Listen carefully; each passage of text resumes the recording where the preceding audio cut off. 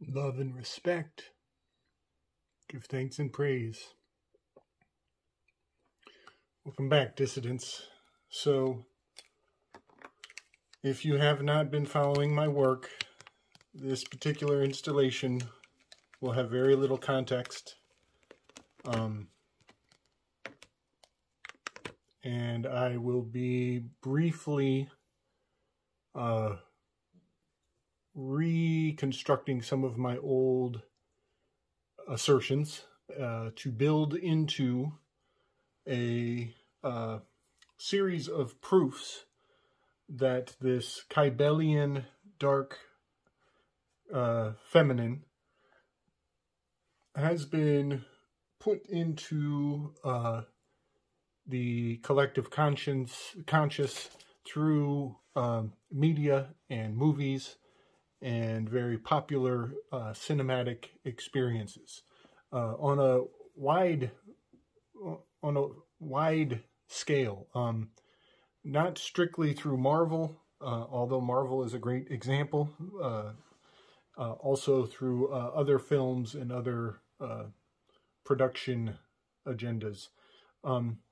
But first we need to essentially hail back to the Knights of Malta and some of my assertions that I've made in the past, and how the Knights of Malta and MK Ultra are so very closely interwoven.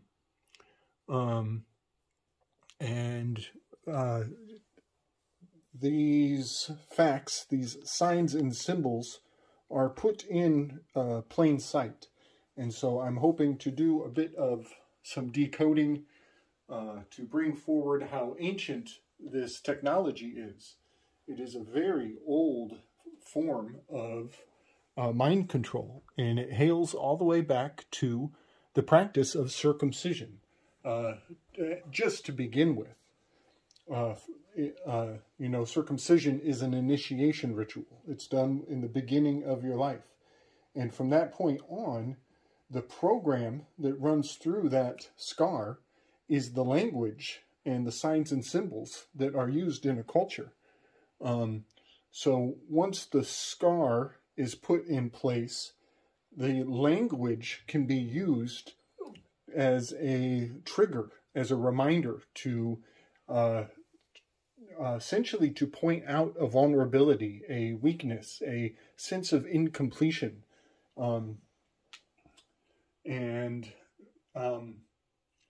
So I've done quite a few installments on the Mickey Mouse Club and how the club is a sign for fire. It is also the sign of a castration scar, hailing back to the eunuch class of Rome, and how they were able to essentially generate an entire political end of the spectrum where the eunuchs were the upper class. The castrated were the higher class, much like a castrado is the highest pitch of vocal capabilities. So they elevated an entire half of society who would sacrifice their own generative power for the sake of the greater good. Very much a hive mind mentality. And what I'm going to do is I'm going to bring forward just a few definitions of some very powerful words that are the glue of society as we know them. And we will see that this sacrificing for the greater good mentality has been a very destructive force used to a militant degree in the past. And so we have the MICKEYMOUSE Club. Well, that is the Military Industrial Complex, MIC. And the K that they have in use is the castration. This is the circumcision program that they've been running for a very long time to ensure predictable behavior in mass. So that is just a brief overview of where we are going to take this. And as I build up this argument, this perspective, I want to aim, ultimately, my goal is I want to bring everybody's attention to this kybernetes. This is the Greek word for government, and it means a steersman. This is how they steer men, is through government. Government means mind control. The word kybernetes also means governor, and a lot of people already know this, but kybernetes means the cyber net. This is very much going to that hive mind, centralized governance, and we are on the verge. We're on the precipice of the point of no return. And this powerful, powerful concept, ultimately, I want to bring it to bear in modern day context, in relation to the Chariot card, in relation to events that are taking place in Canada right now. And so that is my target. But I need to build up some of the history and some of the powerful reasoning behind what everybody knows is, the popular term right now, that transhumanist agenda. Doesn't need much support. I just want to give it some context and let people know that the program is running its course. Let me just say this. Program means written before.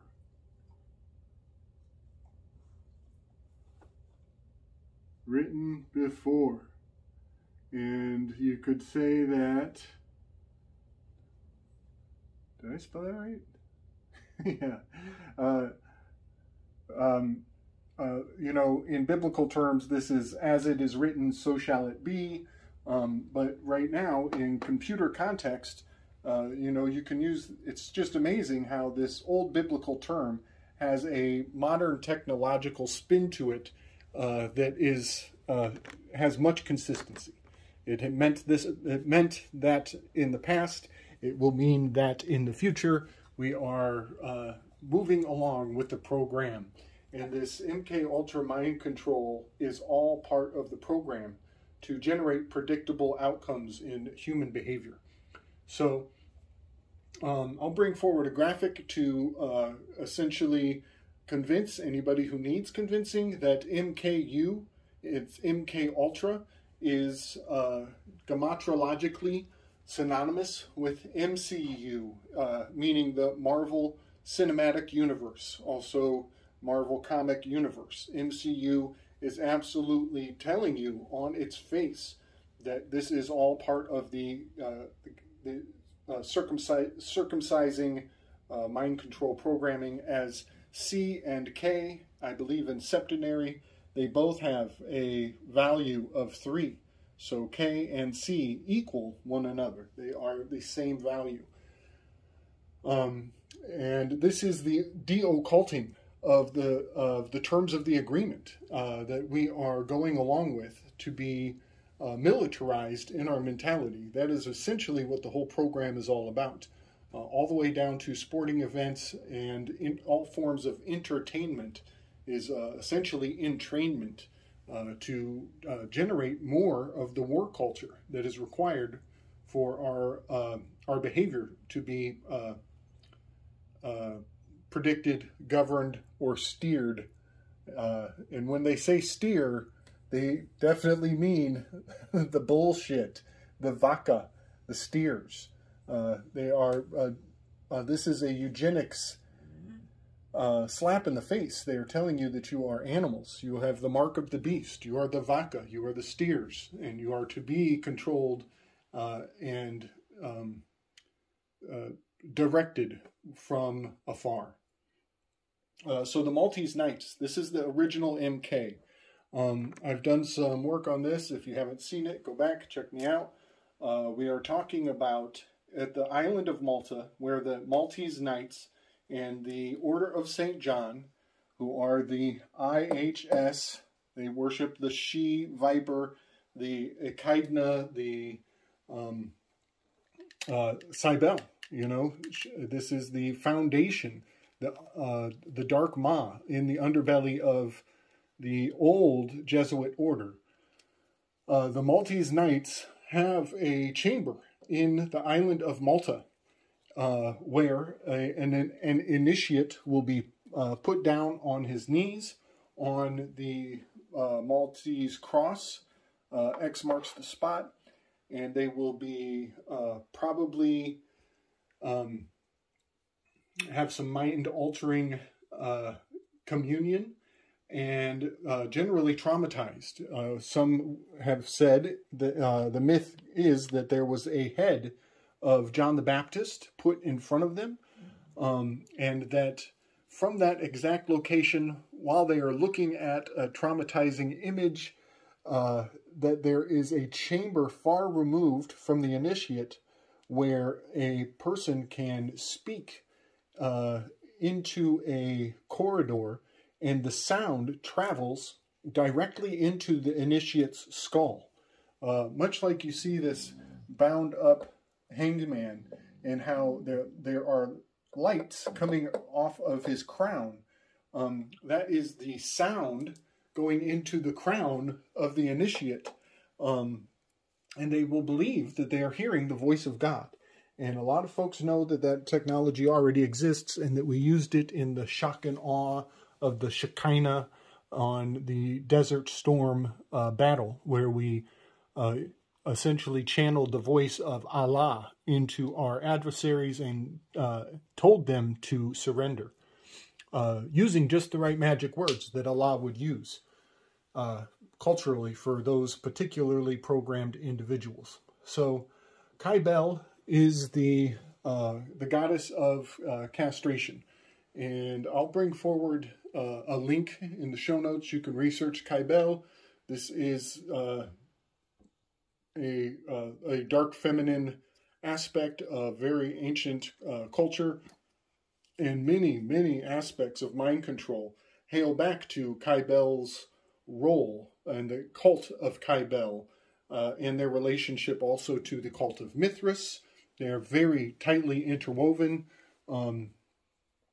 and I believe that the Kybell cult also had placement in the islands there in the Mediterranean. They had sacred islands, much like the Maltese Knights. There was also, I believe, the island of Lesbos was a Kybelian-influenced cult, where the male initiates were expected to sacrifice, again, cut off their generative powers for the greater good. And it takes a whole lot of mind control to convince somebody to do that kind of damage to themselves, to belittle themselves for the sake of social fast-tracking, we'll just say. So I'm going to read about another island in the Mediterranean that is called Circe. And Circe, this is the origin of the word church. This is what the word church comes from. And when it comes to church, you better believe there is a lot of programming. Please pull out your programs and be programmed to receive. In this Circe, I am not sure geographically where it is in relation to Malta, but I do know that it has a lot of the very same characteristics in its history, which I will read from, I believe this is a 1961 dictionary, Webster's Dictionary here. Circe. In the Odyssey, an island sorceress who turned her victims by magic into beasts, but was thwarted by Odysseus with the herb Mali given to him by Hermes. So I just think that is quite interesting that we have a dark feminine who needed subjugated, who needed to be taken out by Odysseus. It has a very powerful resonance with the myth of Perseus, who was guided by Hermes to take out a dark feminine using enchanted means. So it is just very telling to me that there is correspondence with the island of Circe and his Odysseus taking out a dark feminine in an island location there in the Mediterranean, guided by Hermes. So the next word I would like to read the old definition of is civil. And this will be very interesting. As what I'm asserting here is that Kybell, Circe, servility, and kybernetis all hails back to a very old program of mind control that originates from that Mediterranean and the Maltese Knights and the many generations of castration and circumcision mind control programming. That is my overall thesis here. So, reading the definition of civil, there are many key ingredients that will come out of this. Of or made up of citizens, pertaining to the whole body of citizens, or state, or their interrelations, as civil institutions or strife. Here we have the hive mind.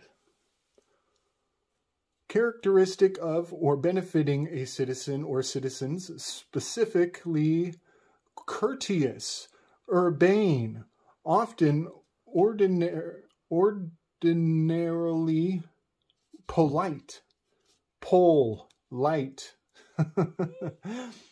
Characteristic of or benefiting a developed social community, civilized, pertaining to civic or ordinary affairs as distinguished from military, naval, or ecclesiastical, as a civil marriage.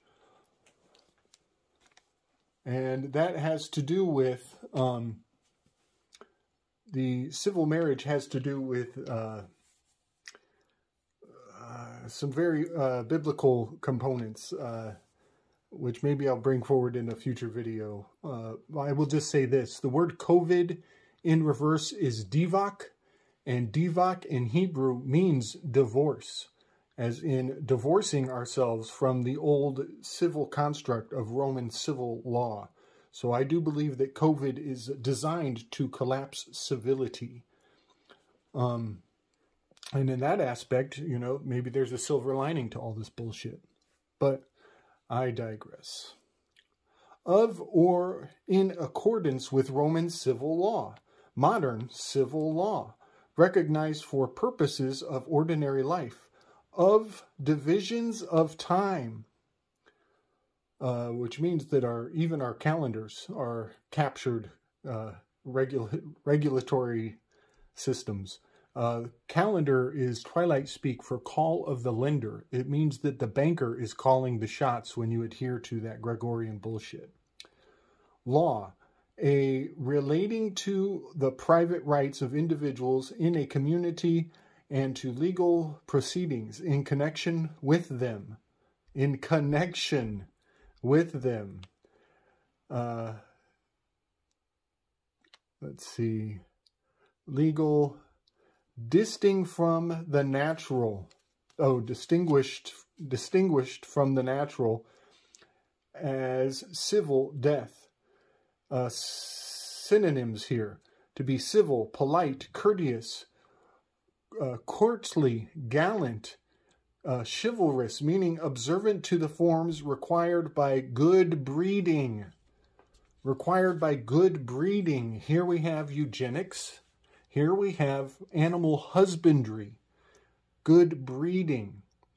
Civil suggests no more than that the requirements are fulfilled, polite, while sometimes suggesting a perfunctory attitude, commonly implies thoughtfulness and politeness. Courtly implies more high-bred, stately, or ceremonious politeness.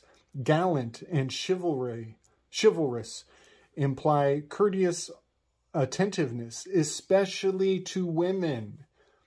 but gallant suggests spirited or ornate and florid expressions of courteous and chivalrous, high-minded, disinterested, or self-sacrificing attentions.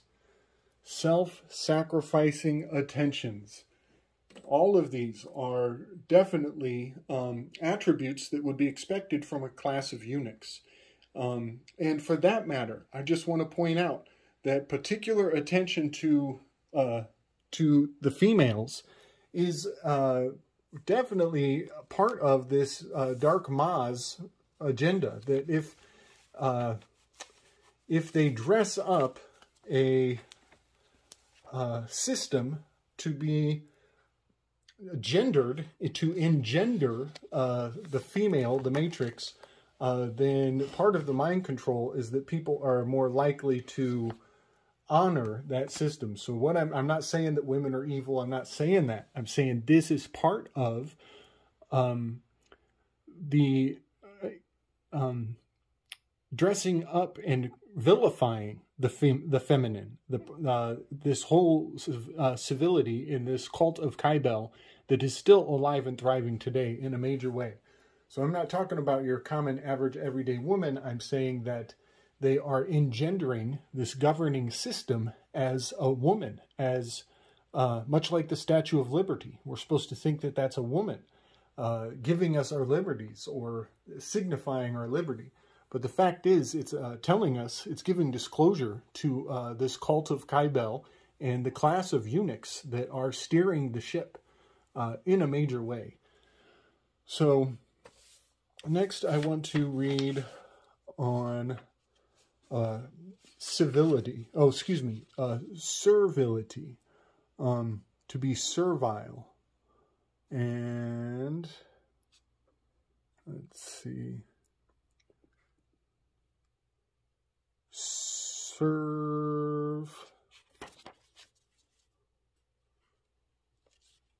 There we go. Service, serve, a servant.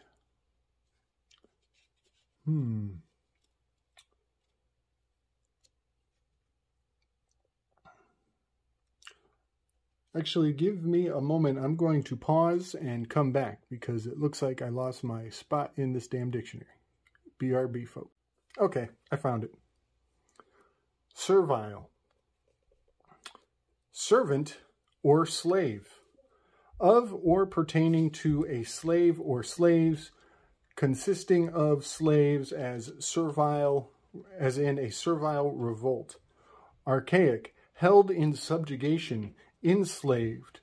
A befitting a slave or servant. Characteristics of a slave: slavish, as in servile flattery, behaving like a slave, meanly submissive, cringing, fawning, subservient, servileness, servility.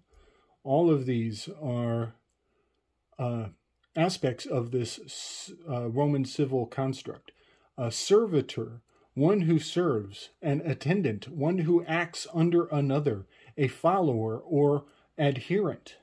And so all of this is not only is it implying that you are doing business, that you are in the public, on the public side, working for somebody else, but in fact, what the program is, it's implying that you are subjugated even by yourself. It does not necessarily mean that you are, in the public working for your boss, doing work for payment.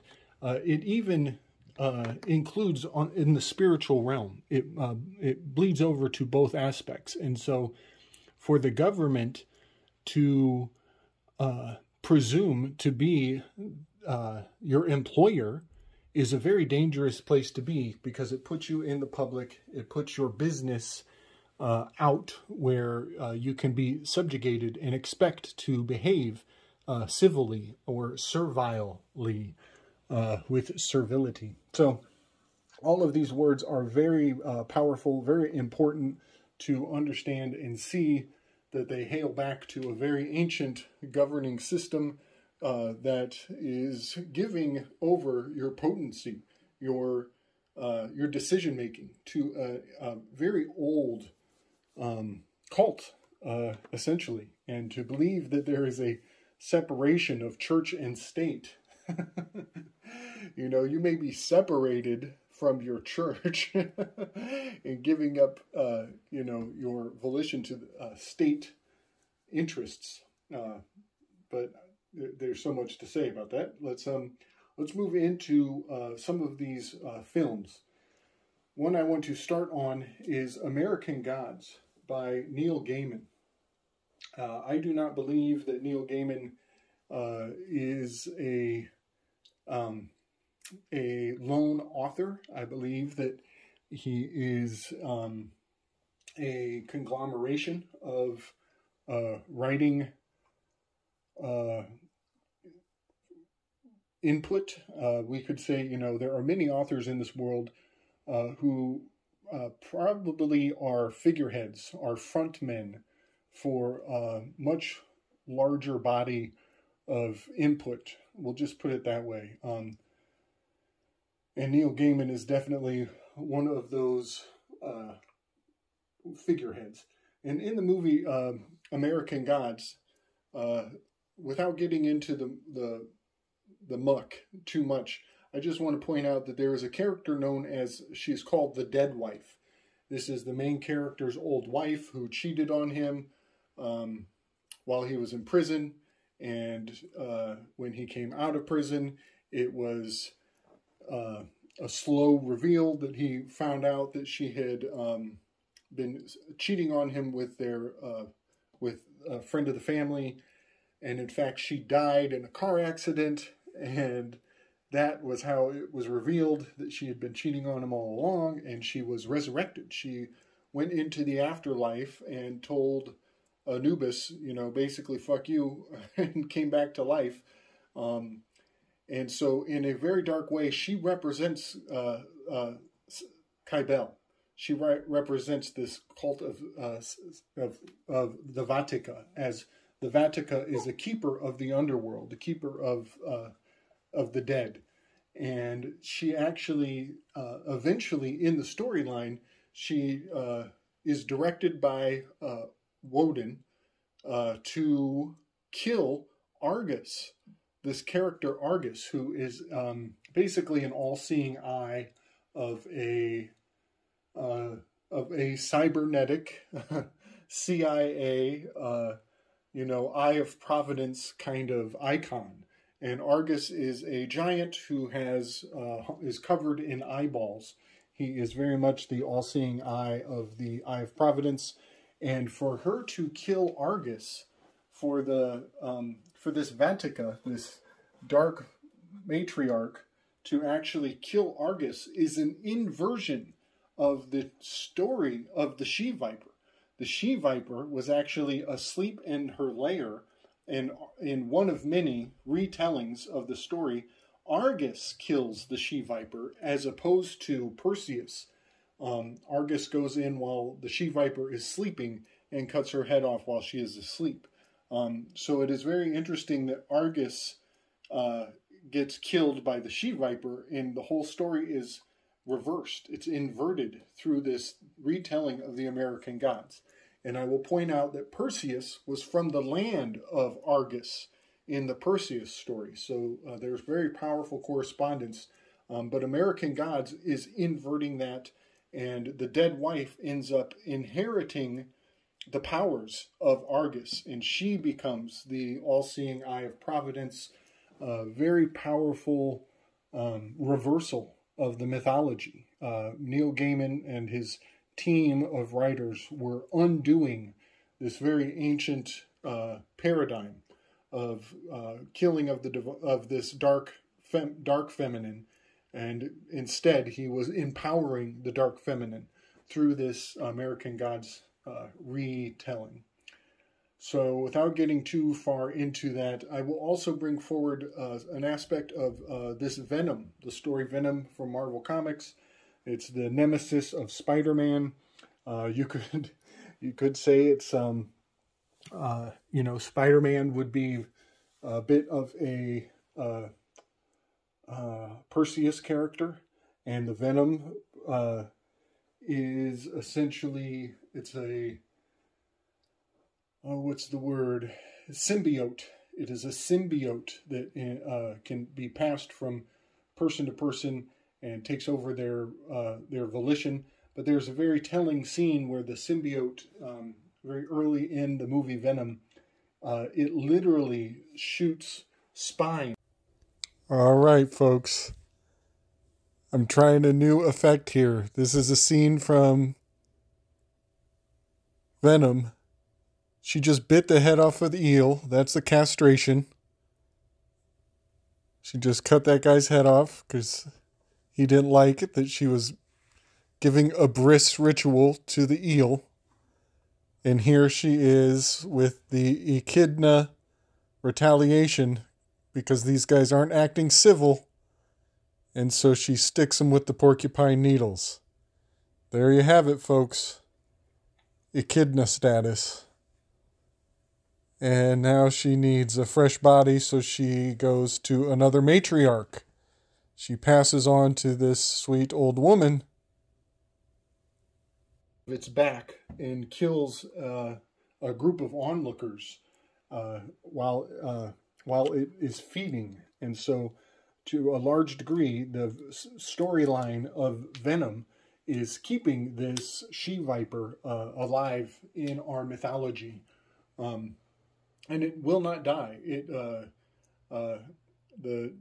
Venom symbiote appears to be defeated, but a small specimen remains to carry the story forward forever from that point after. So essentially the message they're telling us is, you think the Jesuits are out of the picture, but those motherfuckers never leave. They will find a way to creep back in and penetrate. That is their whole MO, is infiltration. That's their jam. Transformers. We did a decode over with Rising from the Ashes with Juan to Juan and Homie Romy.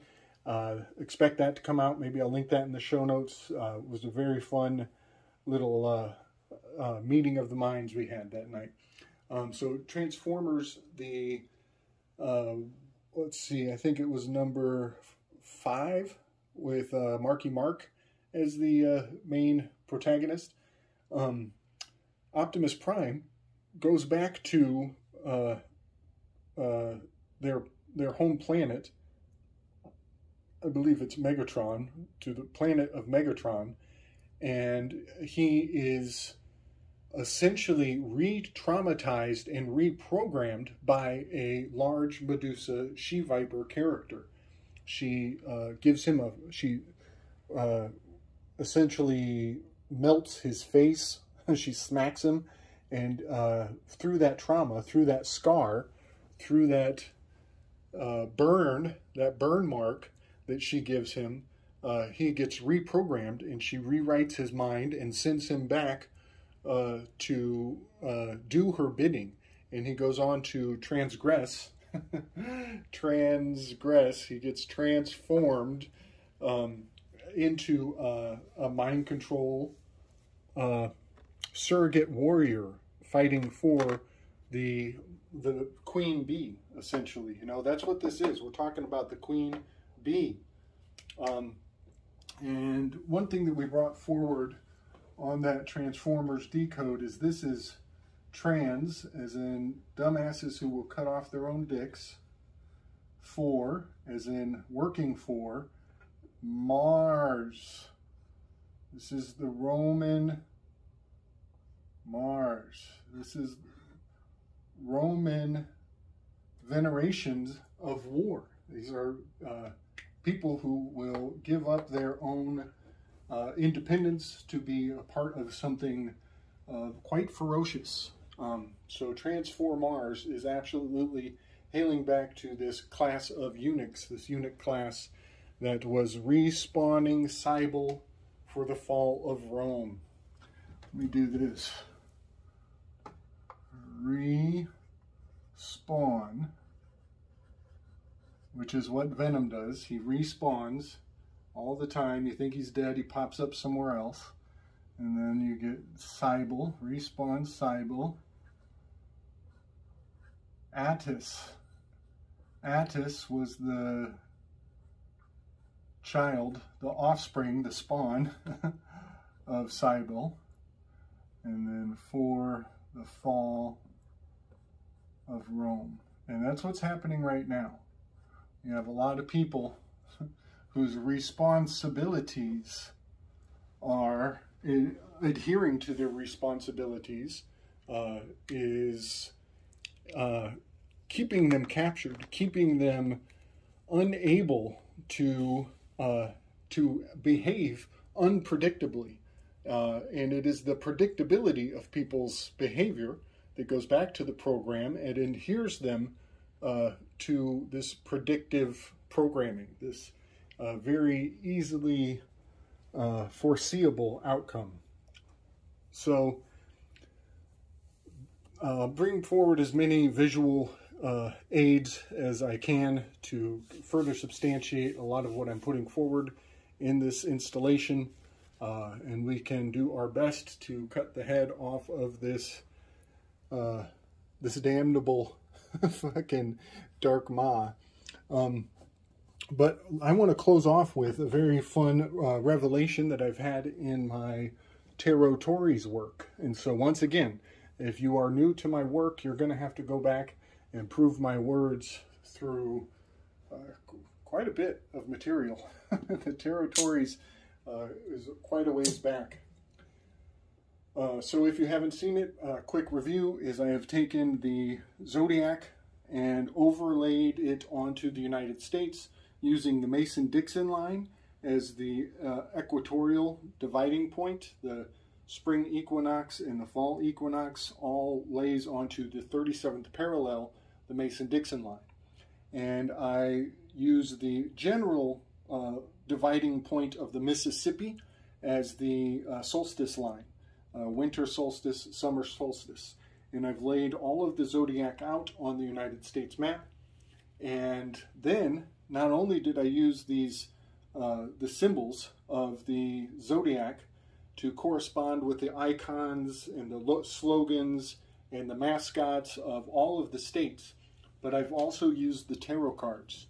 And here pretty soon, Homie Romy from Rising from the Ashes will have a show, about a 2.5-hour production, going through step by step all of the Tarot Tories, further substantiating this theory in a major way. So I don't have time to bring everybody through the 2.5 hours to lock this concept in place, but I will tell you it has legs.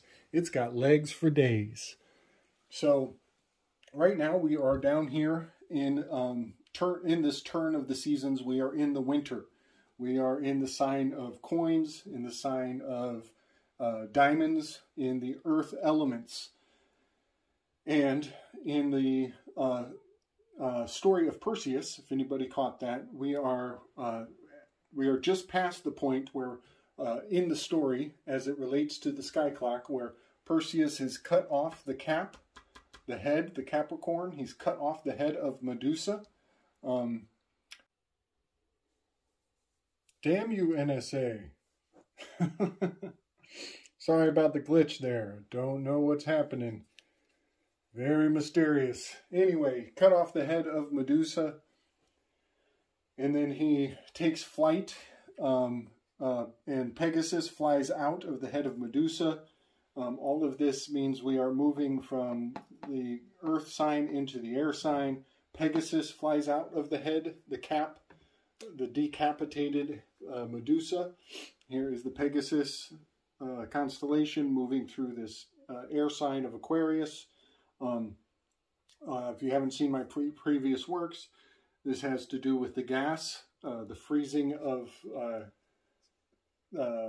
assets, and even petroleum-based currency, the petrodollar, in a major way. Also the gas giant of Jupiter, this all having to do with the gas of Pegasus. And from there, he then goes into negotiations with Atlas, and the negotiations do not go well, and Perseus very irrationally pulls out the head of Medusa and freezes Atlas. He freezes the giant. And as I mentioned before, this probably has much to do with the mythology of the world stage that is being given to us, and the freezing of assets, as the United States is freezing Putin. Putin is sanctioning the United States. Justin Castro is freezing people's Bitcoin in Ottawa right now. It's all very, very significant, and hails back to the mythology of the heavens, as all magic is the manipulation of natural elements in concordance to your will. And so what I'm telling you are the natural elements, the mythology of the heavens. Those are all the natural elements as they flow through the program, that which was written before. And harnessing the program in accordance to your will is the highest order of magic. So all I can do is show you the ingredients to the program and to that which was written before on earth as it is in heaven. And, the grand manipulators of the world stage are using it in concordance to their will. So while I was glitched out there, I was able to bring forward another definition that I think is very important. It pertains to much of our work on the Weaving Spiders and on the Innerverse podcast with Chance Garton and also Mario Garza from Symbolic Studies. And even the newest member to the crew, Joshua from last week's Weaving Spiders, just bringing all of this full circle in its relevance to the programming, the MK Ultra, and the cybernetics of the cybernetics of the new governing system, which will be cloud-based, indicating this air sign here.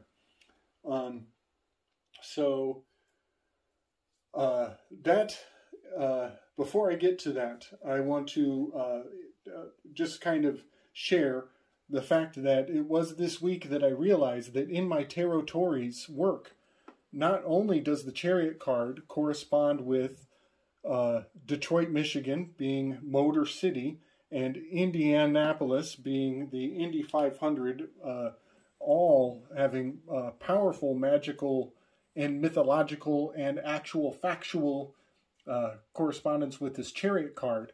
But also, thank you very much, Kaylee. She pointed out that Windsor, Canada is the main center for automotive supplies and industry in Canada, which makes sense because they're just across the border from Detroit. Makes total sense.